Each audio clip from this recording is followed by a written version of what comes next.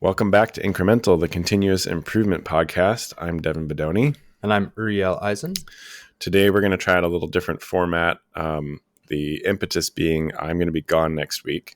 So We're going to split this episode into two episodes. One where we focus on kind of our overarching questions, kind of big picture thoughts, and a second where we go over our improvements in a little more detail than we've been able to in the time frame allotted.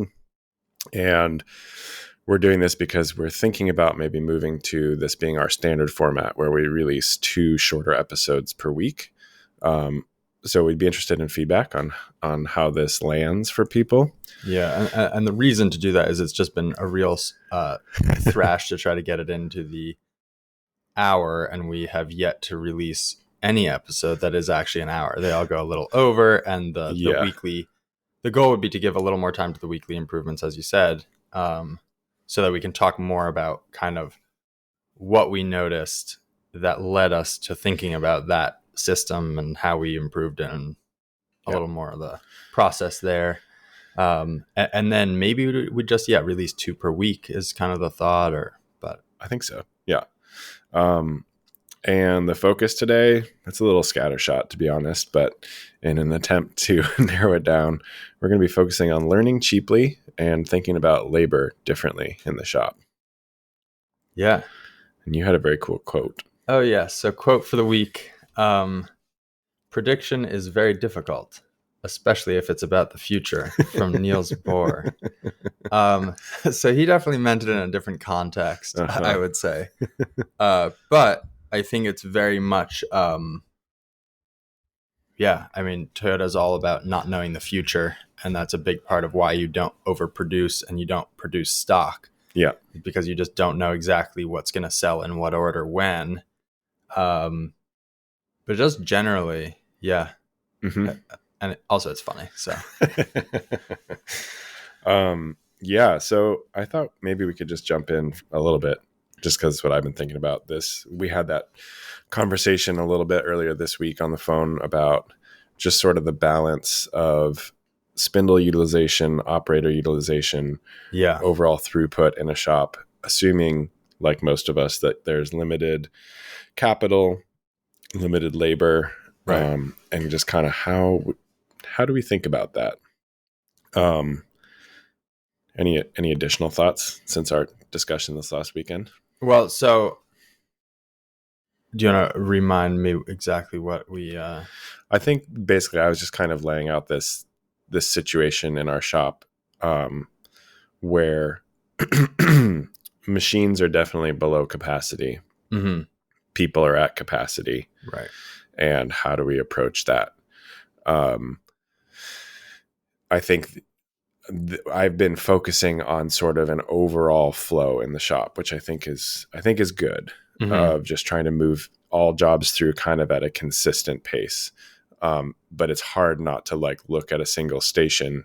I've been looking at the lathe a lot lately and be like, man, we could be moving so much more work through that with some significant, it would take significant input improvements. And I think now you're jogging my brain. We also, kind of the thought is how to grow. Yeah. Right. And it's do you just get a bigger space, buy more machines, hire more people, which I think is maybe the easy route, even though it's capital intensive. It's proven. It is capital intensive in the long term. I think the operational costs are high. The short term, those costs are, I was thinking about it this morning, tend to be fairly distributed. Labor is expensive as an operational cost overall. It's not expensive in the moment. Right. You don't pay much today. Yeah. And similar for space, increasing your rent increases your overall monthly overhead. Yeah. But it's not laying out $50,000 for an automation solution right this minute. Right. And even bigger than the $50,000, I feel is that it doesn't hit your floor running, is contemplating on top of a heavy workload. Yeah. And I'm doing that right now, sort of building out some automation in-house. Yeah. it's pretty daunting and feels like, you sort of like, is this the right move, or should I just buy something that gets us the capacity we need, even though that's like $100,000 or more? Yeah. And I think like my fear with growing in a way that is, maybe it's the traditional way or the way I've seen a lot of people grow, is that I'm not sure when you would ever decide to focus on efficiency until there's a downturn or until there's some big problem with your business where you realize like losing a big account, right? And then you're like, okay, we need to cut costs. But at that point, I don't know if cutting costs is the same as improving efficiency and never becoming bloated. And I don't know if bloated is exactly the word, but like there's obviously, for me in my shop, and I'll just speak to that, I know there's a lot more capacity in our shop. Yeah. And the thing is, it's just not clear, and it's not obvious how to get it. And it's not obvious in what order to pursue it. Like, do I chase it on our mill? Do I chase it in our paint department? Do I work on releasing a new product that generates revenue and maybe has better profit margins? Like, what's the lever I should pull? Because realistically, I think there's that. I do think there's there's a argument to be made that you can like put it in a long-term plan and like grow a certain way to a size at which point there is a little bit more capital in the business that you could hire potentially somebody that's their job, where versus trying to be doing those sorts of efficiency improvements when you're so tight on labor. Yeah. So there's an argument for that. I think for me, part of it is like a fundamental philosophical choice too, of like, I could answer this question by hiring an operator to just stand at each machine. But that's not like a life I want to create for my employees. Right. And speaking of wasted human potential there. Exactly. So, but like that is a solution. That is the industry standard solution. It's the industry standard solution. Yeah. So, I mean, I think it does come a little bit back to a philosophical choice. It is a long-term philosophical choice too, of like trying to grow a team that is going to be with you forever. Or, you know, for the long term, not necessarily forever, and who really enjoy being there and stuff. So trying to kind of like balance that of those two poles of being like, okay, I could really compromise on this one side and hire somebody to do a crappy job. Right. And make some serious strides in terms of like growth and revenue and stuff. But then where are we? Is that then we transition to hiring somebody to just focus on improvement, and we train those people up into new positions, or do we fire them? Like, you know, that's right. I prefer to set the stage now for like the long-term system, but I'm not sure what the realistic nature of that is. Yeah. And I think like, I don't know. I mean, I guess like, so again, I came sort of from the startup background, and there it's really extreme in the like, we'll worry about growth now and about efficiency later. Yeah. And by efficiency, I mean profit at all.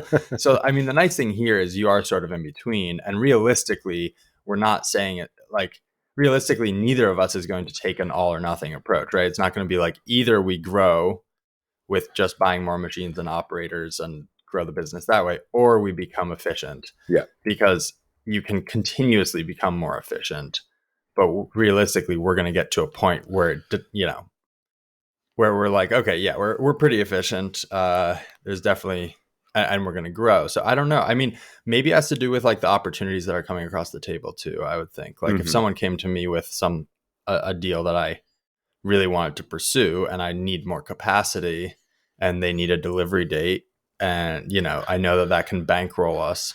Sure. I suspect I would probably jump on that. Yeah. Interesting. This leads into another big. So I was listening to the Toyota Way this last weekend. So like, I feel like I'm like 3 weeks behind you. So I'm kind of like in my thought process, looping back to where we were a little bit. I mean, all of this, I feel like there's not a ton, there's 8 lean ways, Yeah. right? So I feel like we keep, Yeah. I don't know. But so I've been thinking, I guess I've been thinking a lot about people capacity Mm-hmm. in the business. And so I just had this realization. I've been thinking about revenue goals in the business for the last few years, not goals, but like where we could get to Yeah. based on work centers, like CNC machining work centers and Right. like theoretical uptime, theoretical billable numbers and stuff like that.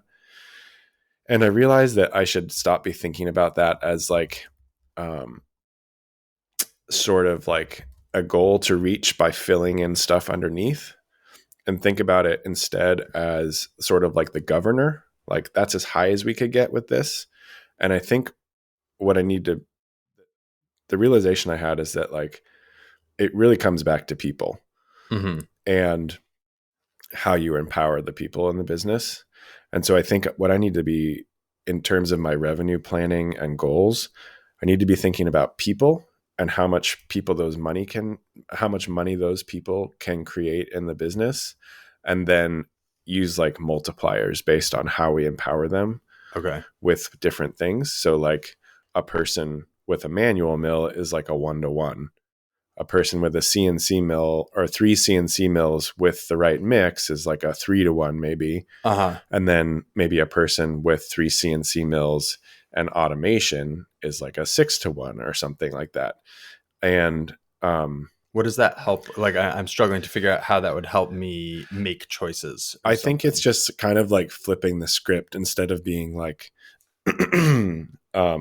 instead of being like, we have these machining centers, we need to figure out how to keep them busy. Mm-hmm. Being like, we have these people, this is what they're capable of doing. And so here's what we add to the picture to increase up to that kind of like governor point. And so it could either be like, okay, it's clear that we can't invest in automation across 4 machining centers right now. So maybe we add a person, and then we have like a 2 times multiplier of people revenue and capacity in the business. And Mm-hmm. over time we add automation, or maybe it becomes very clear that like, oh, if we were just to like really invest in automation on these 4 centers right now, the current labor pool we have could be very capable. It's the same conversations we've been Uh-huh. having, but I feel like putting it back onto people. I think as someone who started as like a solo shop Yeah. and specifically bought machines to start with instead of hiring people, I think my Right. brain has just really been flipped on this. But I was just kind of like, every manufacturing process starts with people. Right. Even like the most automated factory in the world, someone has to push the button to start it going. Right. And so like that is a huge multiplier on that person's labor, Right. but it still comes back to people. And so I think, Interesting. and I guess also just like looking back over the past 3 years, like I was, obviously there were like up and down months, but there's very clear delineations in sort of our average revenue. And it was kind of clearly capped at certain points based on where Yeah. our labor was in the Right. business. And so I'm kind of like, oh, it's about the people, and then it's about how you empower your people. And I Yeah. think thinking about it this way is going to help. I haven't actually built out a spreadsheet or know what these numbers. Right. I think it's easy to fall back on the machine center because it's like a really easy calculation to make. You're Yes. like billable hours, uptime per week, weeks per year. How do we get there? How do we get there? Yeah. But when you start thinking about people, I think it's just going to make the pathways a little more clear, hopefully, of being like, okay, if we, this machine tends to run these kinds of cycles, we really need to add automation here, but maybe not here, or something Yeah, like that. that's interesting. I mean, I guess like 2 things. I think that would set you up well for like hearing you say that. Like Toyota's calculation or what they say is that an idle person is 5 times the price of an idle machine. Yeah. And so I think definitely the focus on the machines is probably the wrong focus. I think it's easy given our history or your Yeah. history and my history both, right? Where it's like a big capital expense we're in very small spaces, so it's not like adding machines is actually that viable necessarily. Mm-hmm.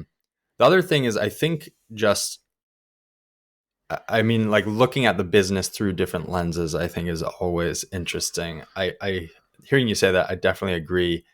I think I use that machine number to sort of keep a finger on the pulse of like, is this a good use of money? Yeah. Right. Like, should I be investing? It would be a shame to do all this hard work and not beat the stock market. Not beat the stock market. Yeah. Where you can just like park your money there and get the same return. Mm-hmm. And so I think that's useful, but I do agree that like it is easy for that to sort of become the focus in a funny way, which is not probably the way to go. Yeah. I also wonder, I wonder if like value stream mapping would be the tool here to sort of highlight where there's, I don't know if it's exactly bottlenecks, but like where is your I guess it would be bottlenecks, your minimum capacity. So I think thinking about it from a human perspective is one, and it's a good one. I think thinking about it from a task perspective to move things through the shop would be another, Mm-hmm. and seeing your relative capacities on the different functions would be interesting. I mean, for you, it's a little trickier than for me because To value stream map. Yeah. And also knowing where you have capacity, because it's like, well, it depends what job I get, right? If you get a super lathe heavy job and you have one lathe and 3 mills, it's sort of like, well, yeah, I know where my bottleneck is now. Yeah. Yeah, it certainly moves around. And this sort of reminds me of something we talked about briefly. I think it's okay. Like, I wonder if like it would be worth for you building a few value stream maps, right? Like, some months we have this type of work. What does that value stream look like? And some months we have this other type of work. What does that value stream look like? Yeah. I think I read in the beginning, as I'm rereading Designing the Future, just getting a little more out of it. And there was a mention of standardization and flexibility in the West. This is what they were saying. And, that in the West, there's an idea of like that those things are contradictory. And so you can only have one. And then in the East, there's this idea of like yin and yang, where like opposites can work together and opposites can be harmonious. And they were talking about it in the context of standardization across products. So when you're developing like a new car, which is the context they're coming at it from, keeping as much as possible the same as last model, and only innovating the areas that deliver the new and innovative features that you're trying to deliver to the customer, right? And so they were kind of trying to I think they're aiming for like 85 to 90% standardized. Yeah. And so that greatly reduces your time to market, your product development costs, your tooling costs, your failures in the market, because like now you have a lot of proven systems that you've already been running for 10 years or, Who was doing this? They're talking about like Toyota, right? So they're releasing a new product line. And we were talking about last week, you're like standardizing work holding. And I think similarly, it's interesting to think about standardization with flexibility. Like, what are the commonalities here that can be standardized? Or what are 3 different standards that we can apply here? I forget if we mentioned this last week. I think we did, with Starbucks having like this playbook. The playbooks, yeah. I've been thinking a lot about that in terms of not needing. I think like it's easy to try to chase standard as like a single standard. Yeah. Instead of kind of going like, okay, what are the 3 types of days I have in the shop? How do I optimize? I don't know. Yeah. Interesting. The East versus West thing jogged my memory of a little point, which was, or it's really a question. I wanted to get your opinion. Yeah. There's a lot of discussion in the Toyota way about sort of just the cultural differences, and how, not to overly generalize, but in a lot of Eastern cultures, there's more of like a fundamental buy-in to a common cause. Yeah. And just, I think generally a higher sense of sort of like the we versus the I. Exactly. Yeah. And so getting people to really buy into the company culture and the company succeeding um, is relatively straightforward. In the West, we tend to tie it a lot more to monetary compensation and stuff. So, yeah, that's actually two questions. One is, I'm reading or listening to The Toyota Way again, and I really want my employees to read it. Yeah. What do you think about offering a bonus for them to read the book? It's funny you say that. I've been wondering about, getting people to read things. I guess I could look at it a few ways. I already Yes, tried awesome. just giving it to them. Didn't work. Well, one of them. That was a while ago. And I could just be like, I really want you to read this and try it again. But I wonder. What if you just paid them to read it? Like, what if you said, hour for hour? Yeah, like charge me and I will pay you to read it. I mean, I think that'd be a lot more expensive than a bonus, but maybe. So, yeah. I mean, and I don't know. I mean, yeah. So we were just talking about this. I think what you're seeing in like tech right now with all is there were a bunch of years now where it's like, oh, we'll buy them bouncy balls and get like a pet kangaroo for the office, and everyone will be stoked about working here and just want to spend every hour of every day.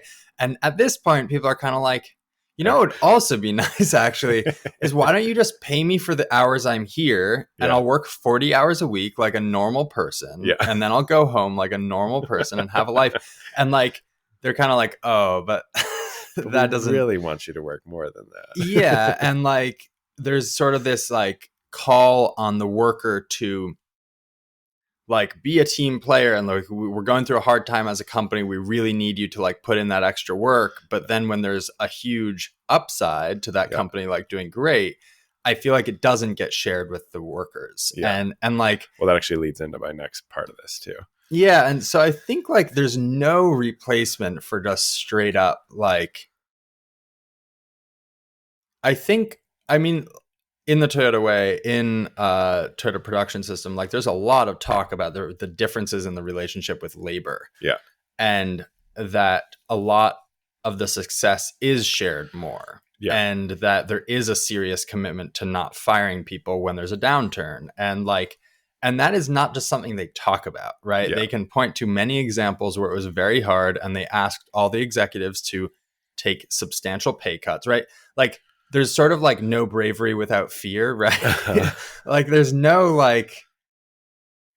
we care about our workers when everything is all just fine and you're not making sacrifices to to do that. So my other thought, well, I guess we'll come back to this maybe, or maybe I'll probably just ask them and see what they think. I don't want to like pay someone to get halfway through the book. I mean, I guess that's better than nothing. Well, the other piece, I guess, a counter argument to what I just said, I think there's something the piece I've been thinking about is like, I want people to be genuinely interested. And I know when I'm interested, I will go read a book. Yeah. I don't know that everyone's the same in that. Well, we are also, I think, and probably most of the people listening to this podcast are not sort of in the norm. Like, right.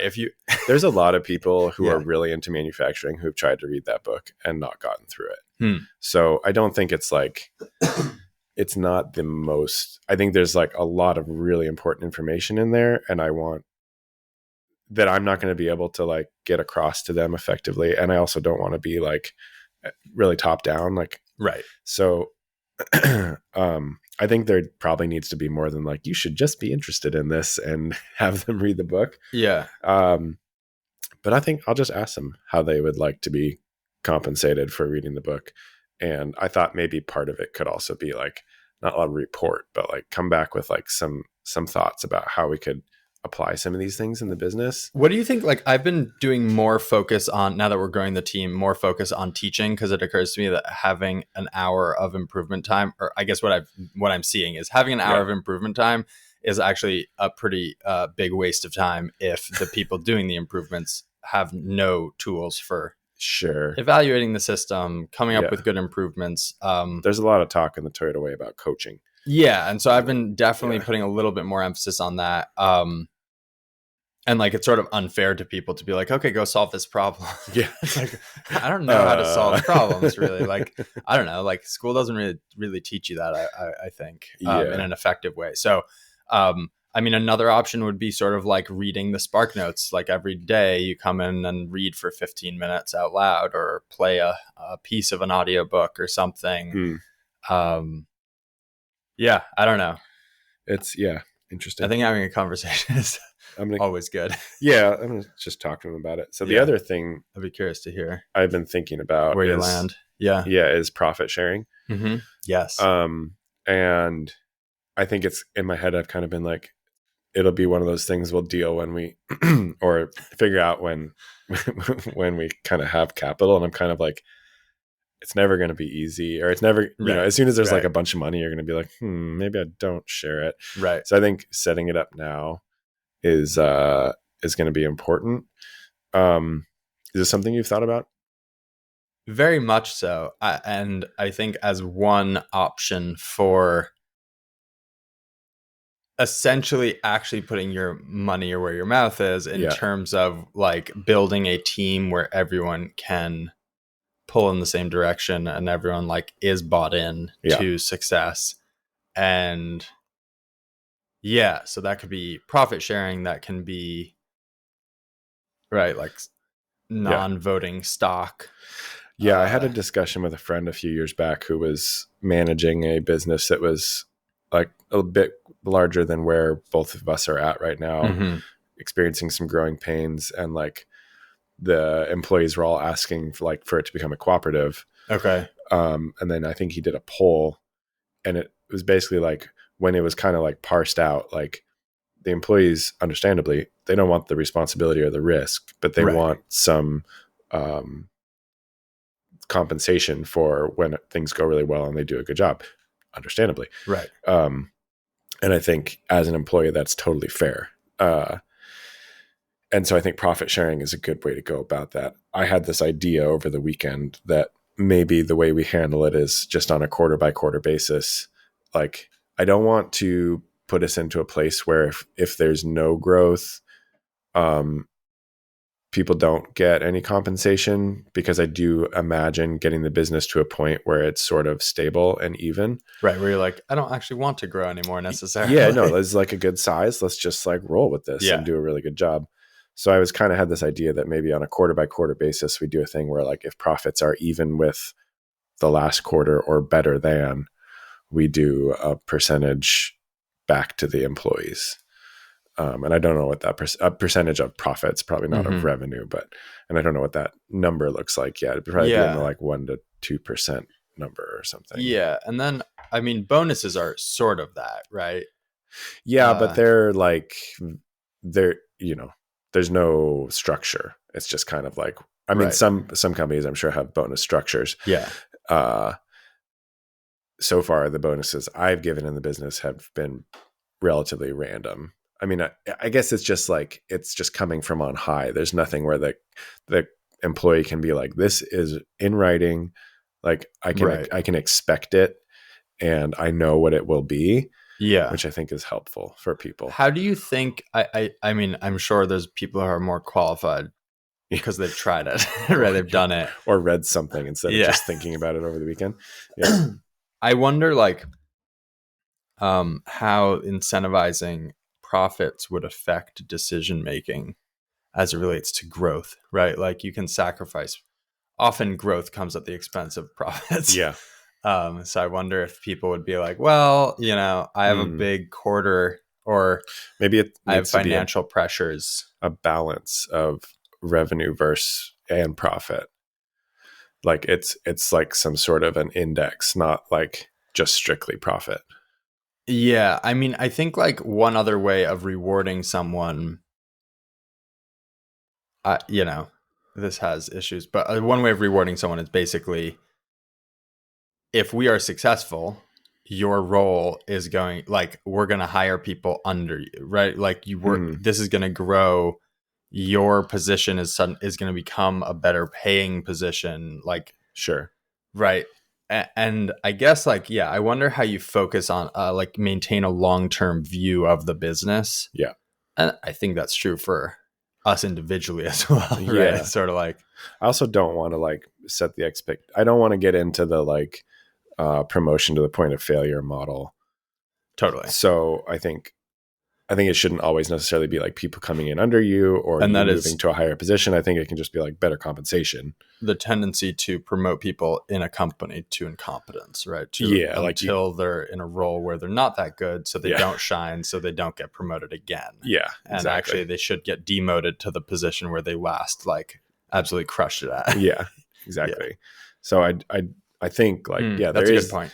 There is the very basic thing of just being like, as the company is more successful, your wage will increase even if your position doesn't change. Yeah, yeah. And there's cost of living increases as well, but then Yeah. it could be in addition to that.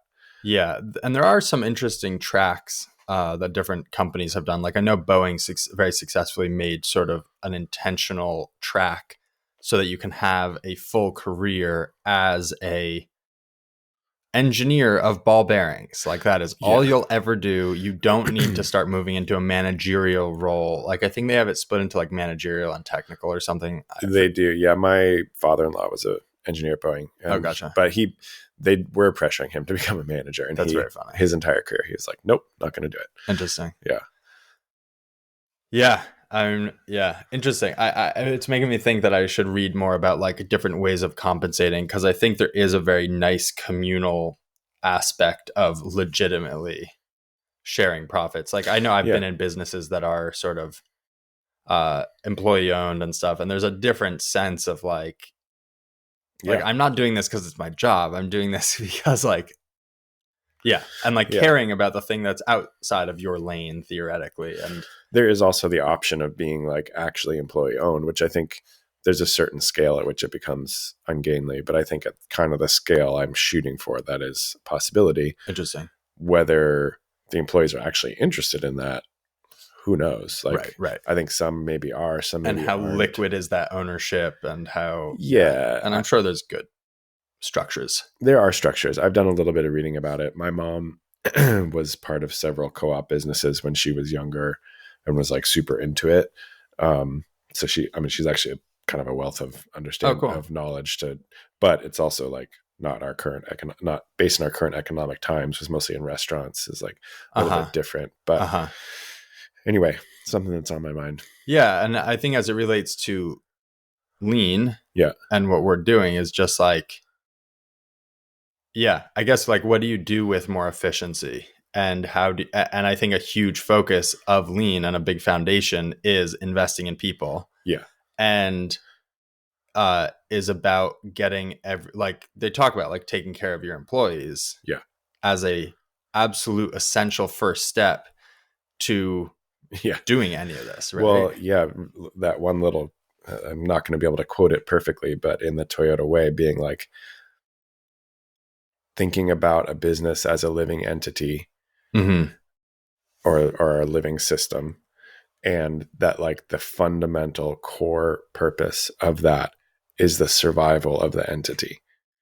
And key to that is having people that exist in the business and maintain the systems. And interesting. So I think it cannot be overstated how important it is to have consistent employees and people who understand the philosophy, and are there to help the entity to continue existing, not just to make a profit. Yeah, it's interesting. I think something that was in the Toyota way quite a bit is like that if you go toward Toyota, apparently, and I would love to do this sometime, but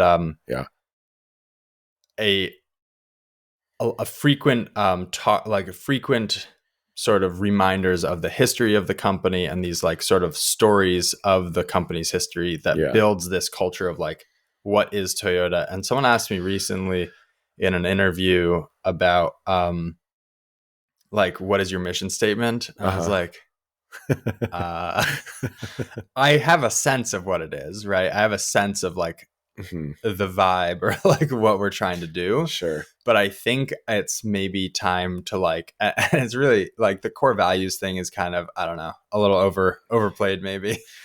But you try and do it and you're like, oh, this is actually really hard. Yeah. And like, Anyway, I think I would like to start building more of a company identity that everyone can put their finger on and understand, because I think it can be really informative and empowering to everyone at every level to make decisions that they know are good, that are in line with the over. Like, you don't need to dig into some manual that describes exactly how you should make every type of decision, because there is more of a overarching, like, here's what we're aiming for, here's what we're about, and does this decision get us closer, or does it get us further away? Interesting. Anyway, well, that's enough of my stuff probably for a little bit. I have some other little tidbits, but they're not juicy. I have a little gripe. I was thinking about, someone was asking for like reading recommendations on all this stuff. I feel like, and maybe I need to reread it and write them all down next to each other and compare them. But I feel like there's many examples in, I forget if it's in Toda Way, I think it's in the Toda production system, of like lean is all about, TPS is all about this thing. And it would be like, the two pillars of the Toda production system are like humans and automation, or like the two pillars are the two like fundamental is like just in time, and everybody's got their own recipe. But like in the same book there will be like, this is what it is, and you have these two things, and you're like, okay, but which two things? But yin and yang, they can both exist. And maybe that's it. I don't know. I mean, anyway, just a little gripe, because it's sort of like, it's very hard to distill. Like someone's like, oh, tell me about TPS, or tell me about lean, and you're like, well, I think hard that to start. Is like, all of this boils back to this like big juggling act of all of these like different principles that are all at odds with each other slightly, and when balanced perfectly make this like theoretical beautiful process that just is incredible. But if you focus on any one, it's to the detriment of all the others. It's like it is extremely yin and yang now that we're talking about it. It's like you must hold all these things in tension at once. And in the center there is this beautiful harmony. Maybe. So one interesting one we've been playing with is thinking a lot about is losing part orientation. So this, we're kind of noticing that when we paint our parts, we know their orientation because we rack them all the same. And then we manually do quality control, and then visually quality control, and then manually derack them. So we have a person picking them up in their hand already in a consistent orientation, and right now we're losing that orientation into bins. And then we bring them to our assembly station, and then when something is ordered, we will pick that part back up, reorient it to load it into an assembly jig. And so this gets back to the learning cheap thing. I've been really trying to focus a lot on and teaching prototyping with really cheap, fast materials, and just like build something right now that tests some aspect of this, so we can start learning about, like, is this a good direction? What are the parts we're not thinking about? Anyway, so we did a sort of time comparison. So we had 3 minutes and 7 seconds to assemble 10 buckles from unoriented parts. And then we cut it down to 2 minutes 21 with oriented parts. So that's that's like a massive 40-second out of 180 seconds. I want to just point out to anybody who's listening that feels like, oh, this only applies to like a specific, production process. I think this is something you can like, fundamentally, this is just like rework, like avoiding rework. And like, if you take the same concept through any process, even if it's something you don't do very often, I think it's absolutely something to keep in mind. I think orientation in general is one of those ones where it's a fun one to look at. I saw an improvement on YouTube in a company in China.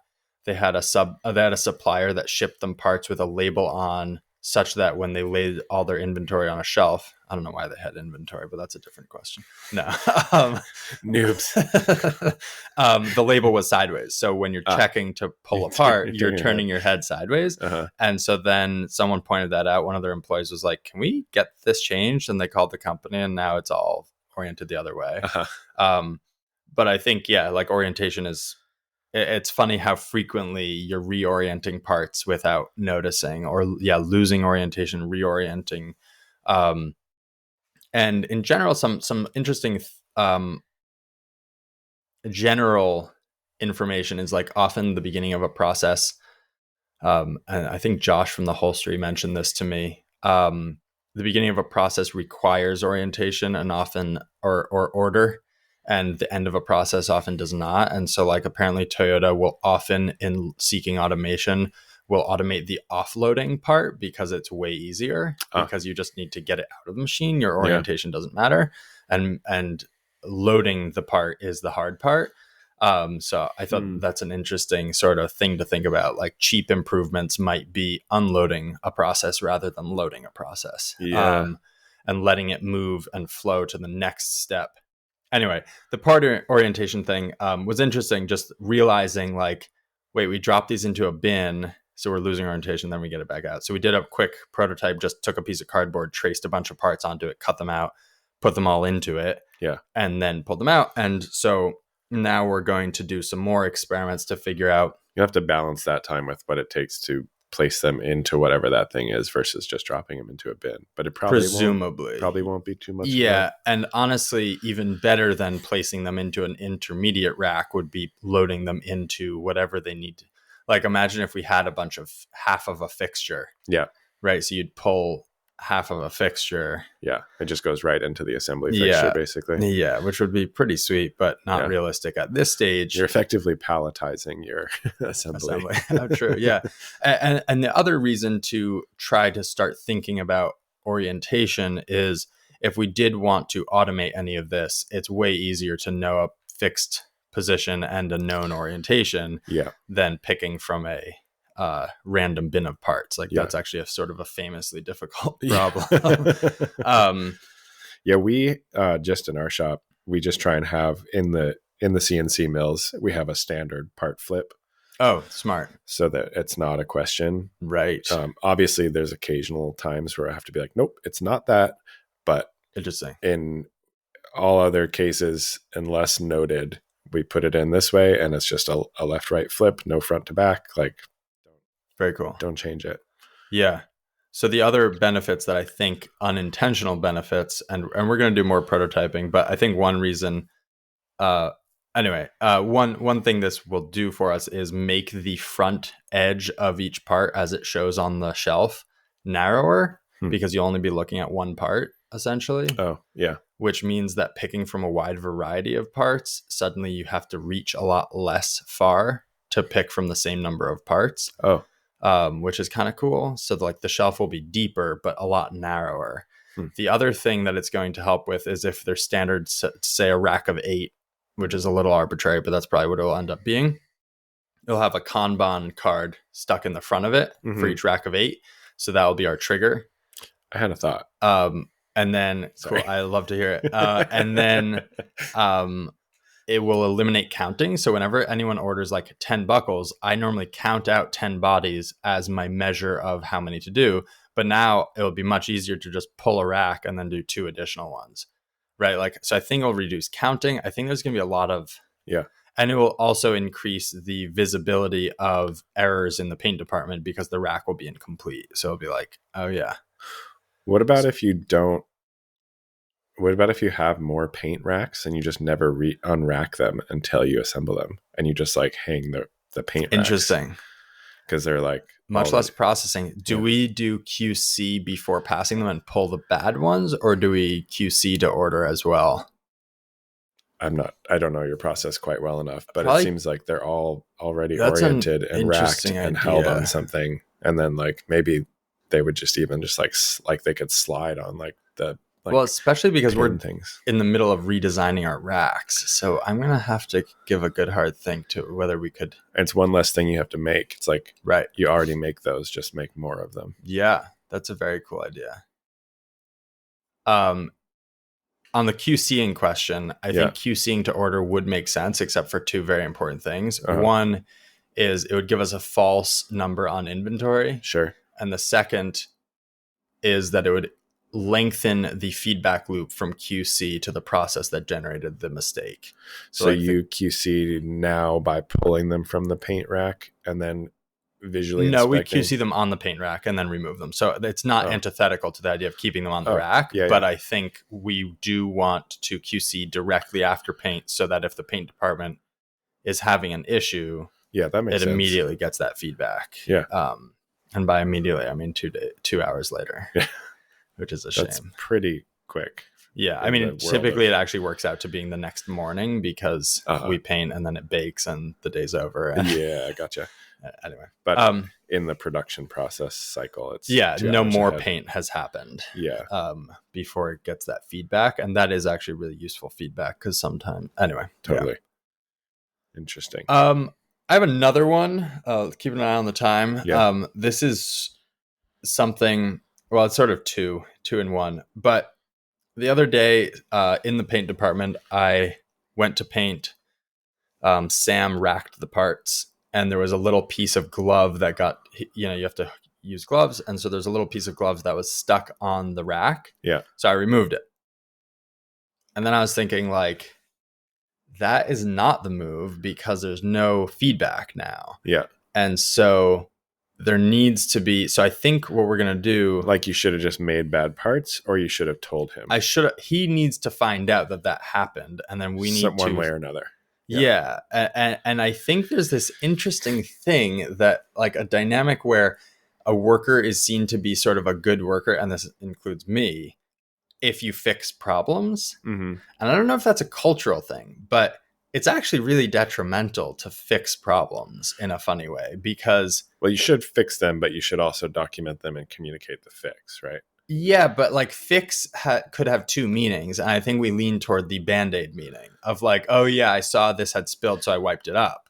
Not I saw this had spilled, so I put a cup holder so that the cup can never fall over again. Right. Yeah, right. Okay. And I think, and this sort of plays into my second question about there are so many abnormal conditions in our shop.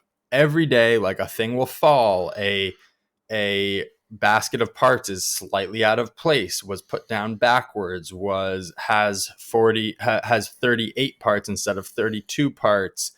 Like, and maybe none of these things happen frequently, but like every day there's reliably quite a few where you could literally stop the shop and go like, okay, let's spend an hour fixing this problem forever. Yeah.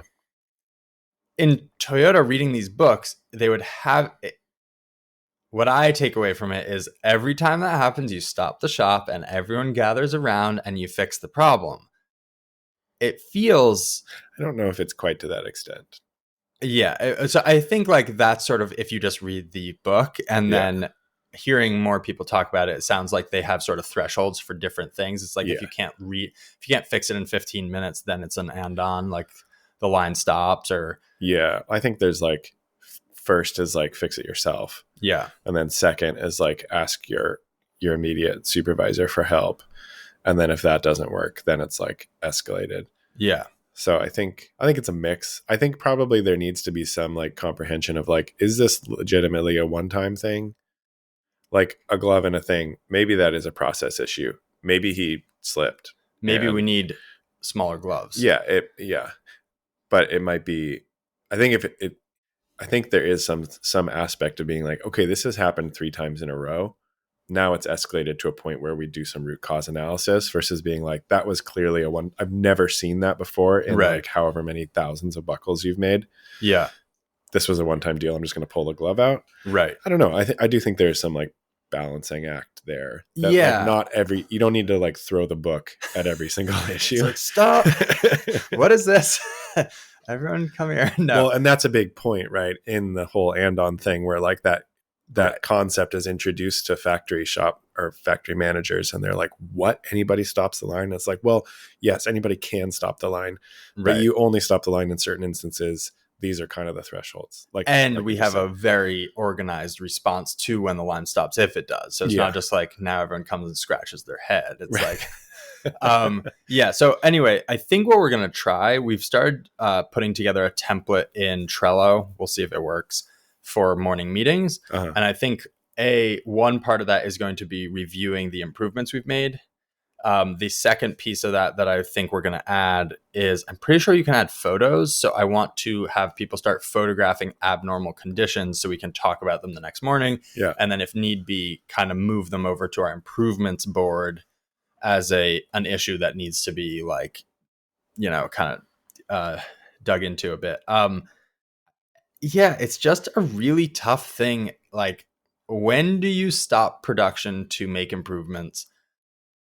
Or do you just log it and come back to it later? Like, we are generating so many more problems than we are generating answers at this point. Like, it's just outpacing it, where we generate a lot more ideas for improvements than actual implementations. Oh, yeah. And so it can become like, now I'm sort of like, how do we categorize those so we can go back? I think we're going to start, I'm forgetting who mentioned this to me on Instagram, that they rate things by cost. So high, medium, low, that's it. There's no like, and that's sort of a money time judgment. Yeah. In terms of an improvements. So rating those as you put them in, and then also impact. And so you're basically looking for high impact, low cost. And that's the things you prioritize. So I think that will help in then culling, like you could just filter that database of all the problems you flagged and go for those high impact, low cost. But also just like, where do you focus on improvement? And maybe it's a bit of a weird scenario where like there aren't many of us compared to the number of processes in the shop. So like, it's not like you have this ownership of one small piece. Yeah. And then you're just digging into that all day. I think that's part of it. Yeah. I don't know. It's tough. It's tough figuring out like, I think you just kind of have to start, right? Yeah, totally. And like we've been talking about offline quite a bit lately, just like as the noise in the shop decreases. Yeah. The next thing in line just rears its head and you discover it, and then you tackle that, and 6 months later you might go like, wow, that really wasn't the top thing, but I thought it was, and so at least I did something. Well, if you thought it was, at least you solved it, and that allowed you to see what was the real thing. Maybe like, right. Yeah. It's like there was that Ono quote of lean basically like lowering the water level.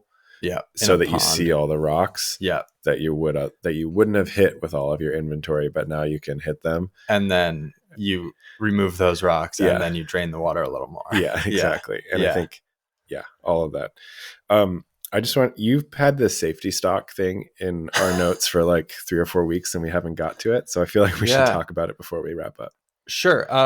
I mean, it's a pretty small thing, but basically I think everyone holds, and this is in like every book on lean and total production system, but having a clear line between so you have inventory basically to smooth out issues potentially, right? Or smooth out uneven production, right? Production leveling. This idea of like explicitly setting some aside to act as safety stock. And then you could say like, hey, we haven't touched the safety stock in 3 months. Maybe we can reduce the safety stock rather than just having this sort of slush fund. It's like in finance, right? Like a slush fund gives you no traceability. Yeah. But a sort of like safety fund, it's like, wow, we dipped into the safety fund. And then I was actually talking to my brother, Alicia, who's helped me on some of these spreadsheets. And the idea of sticking a Kanban card in here, it's sort of a different Kanban.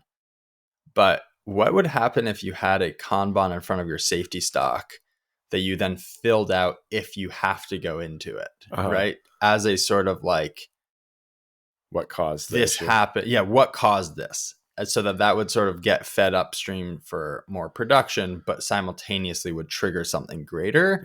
Flag something. Yeah. I thought that was kind of an interesting idea, is sort of like Kanban as a way of, they could almost be like a different color or different color, and then they might not get replaced, or they might get replaced where like you keep that as a record, right? And then you log them. Like that goes to your like improvements mechanism. Yeah. And to your, maybe it's 2 cards, maybe it's one that gets looped and and it's like a different color that generates a report almost.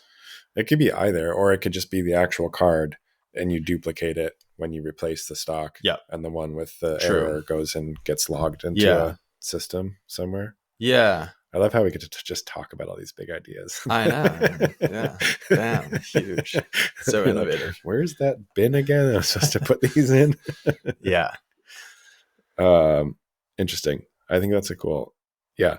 Logging like legitimate issues is a real I think logging issues challenge. in general is Yeah. a real challenge. Yeah. And like we're starting to figure out how do we build a mechanism to flag it. Especially in the moment, because usually it's like it's an emergency or a relative emergency, and like stopping and being like, okay, write that down is like right. Usually everyone's like running around with their hair on fire like an ant's nest that got stirred up. Right. And I think in the case of like the piece of glove on the racked parts, that seems small, but I can just so see this happening where it's like as you divide up labor across different people, a lack of any feedback loop where in the moment it's like, okay, I have mixed up my paint. I have paint on my hands. Like I'm not going to trek across the shop. I mean, we have a small shop, but still like this is upstairs. He's downstairs. I'm not going to go find him. You know, it's a huge disruption. And I think there's so many examples of like, it would be really disruptive to walk across the shop to tell someone like, hey, when you put this bin down, can you put it this way? And yes, maybe an improvement is to make it so you can only put the bin down one way. Or yes, maybe an improvement, like, I don't know what it is, but it's clear to me that like, we need to build a system for those ideas to get shared, for those problems to get properly flagged and logged and dealt with, instead of it just being like, oh yeah, that's funny, Sam always does this and I always fix it, or whatever. I'm sure I do things too. I wonder if there's a thing where like you have like and-on lights like we were talking about, the cheapo Amazon ones. And by the way, how cheapo is cheap? I was sort of looking. Like $35. Oh.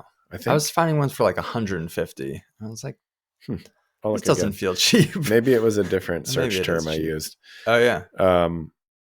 But if you had a thing where like you could have something like that, and it wouldn't be to stop the line as it were, but you could have, you know, you notice the glove, you click a button and it turns red, and then it stays red until like you don't turn it off until you all have a meeting again. And it can just like, you look around the shop, you're like, oh, there's a red light there. What was that thing I thought of? Now we talk about it. Like I had an issue. This is sort of a placeholder. Yeah, just as a simple reminder that would that doesn't interrupt your process, where you can just because whipping out my phone and like taking a photo and uploading it to Trello, like with paint on my hands, realistically is going to be a little bit of a challenge. Yeah, you're not going to do it. You haven't done it. You're not going to do it. Yeah. So I think having a simple reminder maybe is it's an interesting thought. Or you know. So this is where we really need to just call it quits. But I have been just more and more thinking about restaurants and how miraculous they are at just producing like high mix work at an amazing rate with a super short lead time. Super short lead time, like miraculous level of quality, really. When you think about it, that's true. When the amount of customization that happens, and like it's really mind numbing, actually. Anyway, speaking of heavy reliance on people and low wages, but good systems apparently. Large, you know, I think they've been refined over millennia, right? But it could be a simple thing of like you could have red cards and like one of the little order slip things that you slap stuff over and they stay there and accidentally get your hand. Yeah, but you could have red cards and a little slip thing. And like maybe you don't even have time to write it down, but you just like it's not you can't have more than one per station. Right. Interesting. And yeah, you go gather them at the end of the cheaper than an and-on light, but sure. Yeah, start with sticky notes and just like put them on a clipboard. Yeah, and then you just like the clipboard has the name of the station on it, and then when you have a meeting, you gather all the clipboards. Interesting. And be like, okay, there's 3 here. Do you guys remember what happened? Yeah, I like that. I'm gonna order some sticky notes. Yeah. Yay for cheap. Yeah. You might not even need the clipboard. You could use Trello. You could use a 3x5 note card with a hole in it. Yeah. Just stick your sticky notes to that. Yeah. Even laminate it if I was feeling too, very fancy. Real fancy. Yeah. Cool. Awesome. Well, let's wrap it up. We're going to go on to phase 2. Yes, so you can find us at Incremental CI on Instagram. Loving all the improvements people are posting. It's been fun seeing them and sharing them. Hopefully people are getting some value out of that. There's some really unique cool stuff out there. It's awesome. Yeah, and some of it's so simple, and you're like, man, why didn't I think of that? We put into place those tags you 3D printed for our CNC. Oh yeah, they're awesome. There's one on it now. Nice. Unfortunately, not the green one. Yeah. Yeah, I need to do a tool change. Anyway, yeah, and you can find me at austere_manufacturing on Instagram. I'm at Lychen, LICHEN_MFG at or that's it on Instagram. And thanks for listening. Yeah.